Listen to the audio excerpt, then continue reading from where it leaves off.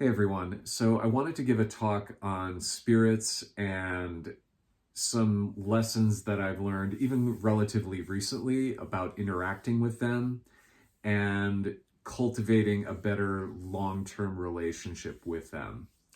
Now, for a while, what I have been doing is what it seemed to me relatively straightforward, which is guided to do something by the angels. You do the thing, and then in exchange, although it's definitely not supposed to be a transactional relationship, but as part of the blessings that you get as a result of that, better things come your way.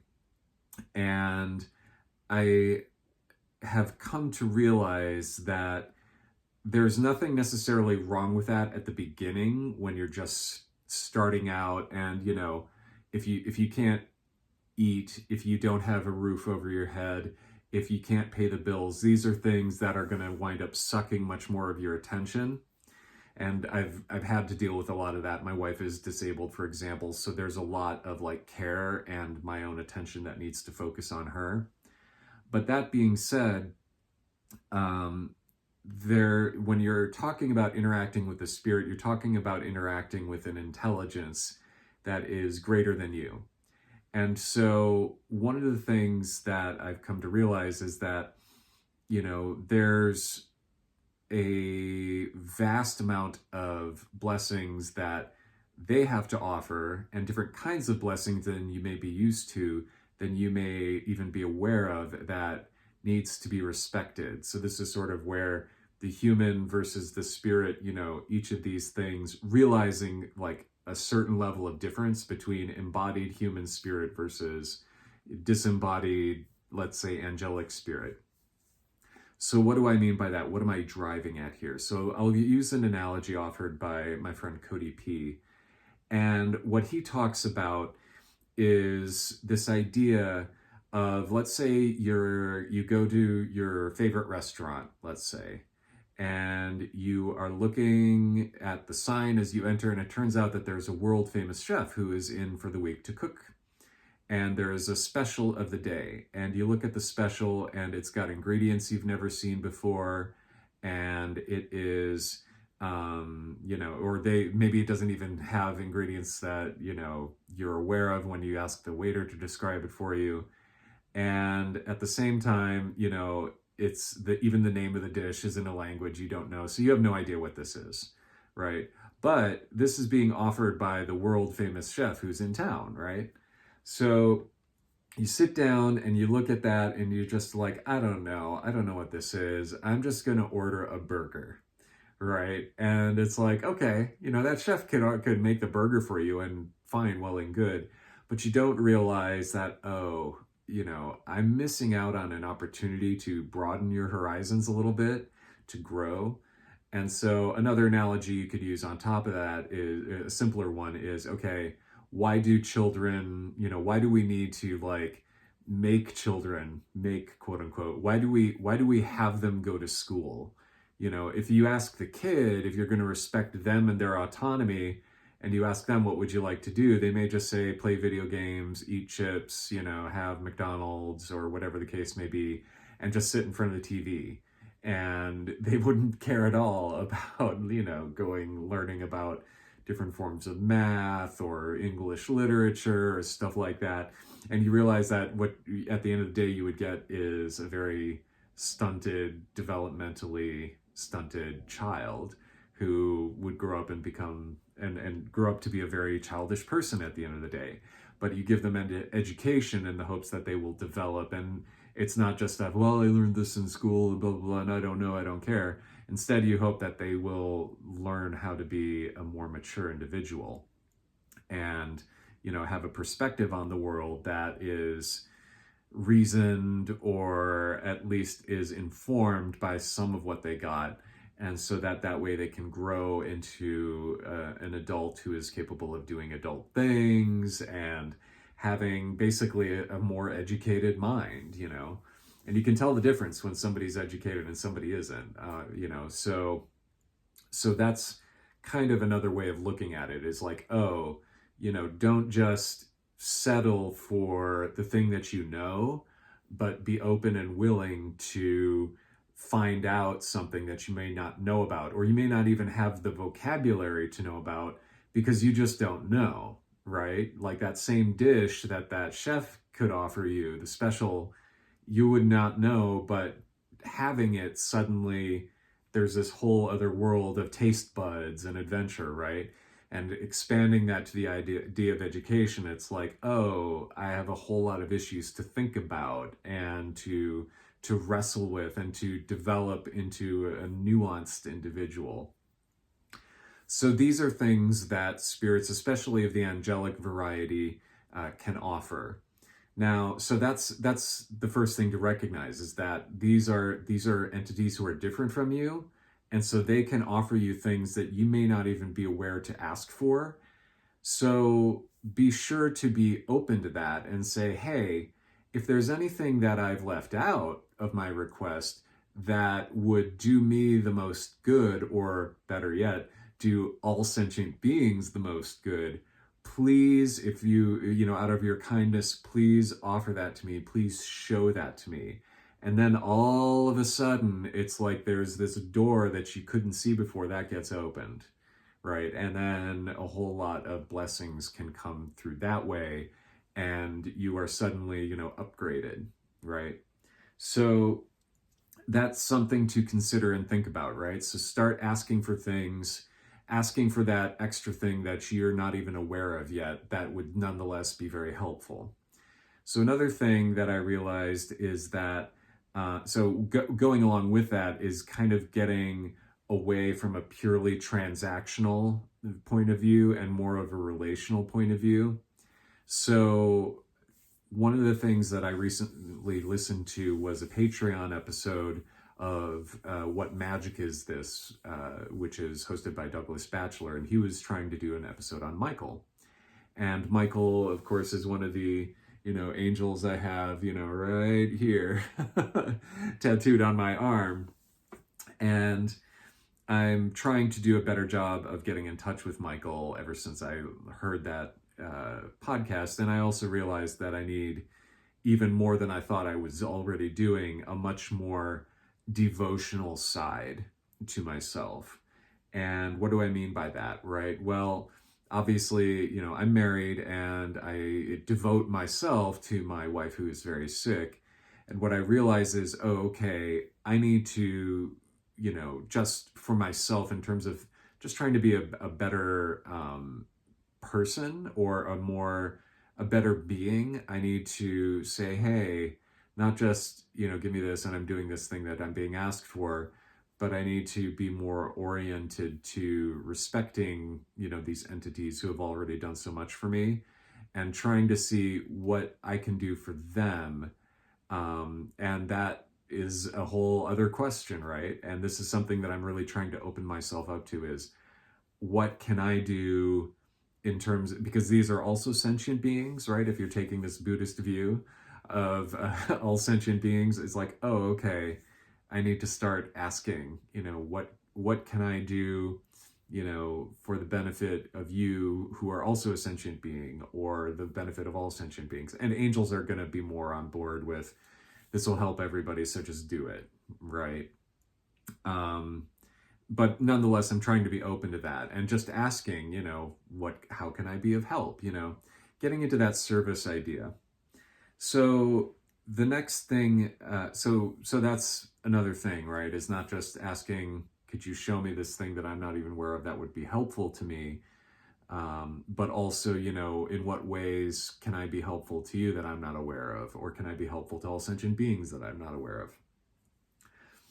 Now, this is all well and good, but suppose you're somebody like me and you really want to have as much of a, you're fine having a lot of familiars. Now, not every magician is like this. So one example of this is Lon Milo Tuquette, who, he has been offered, I don't want to speak too much because I don't know his experience perfectly, but he did talk about, how he doesn't really keep familiars around him. And that's well and good. Everybody can do it however they want. But for me, what I realized is I would much rather have a lot of these angelic entities, each of which can show me something new that I'm not aware of, and then from that be able to, figure out how to be a better, glean their wisdom and try to, be open to the things that they're showing me and respond accordingly, right? So, but the problem is that not all entities are the same, and they may want different things, right? So how do you manage that? So, for me, what I said is, hey, could you all coordinate among each other, right? Because if you're talking about, in my case, maybe thousands, maybe tens of thousands at this point, possibly even into the hundreds of thousands of angels that you would like very much to please, work with each other. It's like, oh, I can't be in the middle of, I'm here on Earth. I can do stuff here on Earth, but I really can't, spend, every waking second of every day, necessarily being well oriented to each of them as maybe I ought to be, right? If I'm going to maintain a relationship and I'm asking for blessings and this and that, you may not be able to do that if you've got, it be in some way reciprocal. Again, it's not necessarily transactional, but you can at least be relational and, grateful to all of the angels, in my case, at once, right? Or the familiars, for example, offered by the Olympic spirits, who to me seem, fairly angelic. So what do you do in that case? So in that case, I'm, getting on point number 3 here. You really work to have them coordinate amongst each other about, how to operate in such a way as to benefit you, but also all sentient beings, right? Because the thing is that, what benefits just you, again, that's that narrow focus. Cody P talks about how, like, more of the demonic entities, they want you to focus on just like this one thing, whereas angels are trying to give you different perspectives on different things. And the latter just makes more sense. This is why I have a hard time getting really drawn to the demonic entities. It's just like, yeah, but I'm losing this well-roundedness that I want to have and this nuance that I want to have as a person, right? So I want to be open to things that I don't know. So that's another thing. So in that case, it's like, okay, well, how do you then go about asking about that for, so in other words, you ask them to coordinate and to sort of all of them move you. So this is getting to a last point, which is recently I asked the cohort, I'll just call him that, the host who's around me, which is not the entire heavenly host by any stretch, but I've asked the cohort around me to please show me those things, and in a coordinated way, right? But please show me those things that I need to do to be better, to be more aligned with some of the things that I may not know about that would nonetheless be helpful to all sentient beings, to be of service to you all, including you, all of you all, you who are in the cohort, and really trying to do that. And when I did that, they did start leading me to Saint Michael the Archangel. So I've been working on doing a novena and trying to get that going in a more focused way. They did pull back, like I may have said, when things were getting heavy and I was having a harder time with my health. They sort of pulled back as if to say, you got to focus on this thing, So, but now that I've been doing that, they're sort of like, taking in that void, now that I'm addressing that issue, they're slowly coming back in and making their presence felt. And they do want me to work with the Archangel Michael, with Saint Michael. So I'm trying to get that going. But hearing Douglas Batchelor's "What Magic Is This" Patreon episode, it's got me thinking, okay, I really need to start approaching this in a much more relational way as opposed to transactional, and just doing my best and realizing, oh, there are a lot of people who are like devoting themselves to these different entities in a way that's probably way better than I do. But I think, on the other side, I think the angels understand that I'm I'm kind of like childlike in this way, right? Like, I don't know, but I am eager, and I think there's something to be said for that as well. But I've seen people with altars and with this and that, and I think that's great. And I'm not the best at that, even though you can see images here for my Buddhist practice. Just some of them, there's more over here that you can't see that are on camera. But uh, what I think is important is, so this obviously there's this spirit of humility, but also curiosity that I think is important to cultivate. And so anyway, when I then ask, sort of like more generally, instead of, just recognizing, okay, I have this problem and I have this problem, and asking the angels for help with that. But also what I'm realizing is, okay, I also need to be prepared to, ask them for the things that I don't know that I need, or that I don't know would be better. So one of the things I did is I projected out into the future different versions of myself. And of those, I had all of those future selves, all of those future Cliffs, talk amongst each other and decide which one of those had like the most optimal outcome for all sentient beings. And that one came back and offered me a nice mantra for a consort that I've been working with. And so it's just interesting, right? Like, oh, okay, these are different ways to relate not only to spirit, but maybe your own spirit, and, getting in a nice back and forth. So, because, there's no way that I could judge, but amongst each other, they could all have their discussion and then come back to me with something great. So these are nice little, so that's like a nice little exercise that I'm just slipping in, I suppose, under the rest of that. But it's in that same spirit of collaboration. And goodness knows we're going to need a lot of that, right?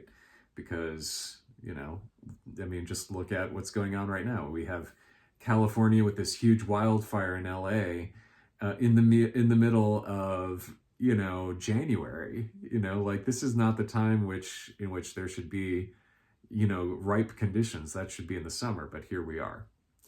So to wrap up, what I did was I also asked the angels to please, in a coordinated way, work with me in offering me this wisdom that, I may not even be aware that I need, but would nonetheless be the most helpful.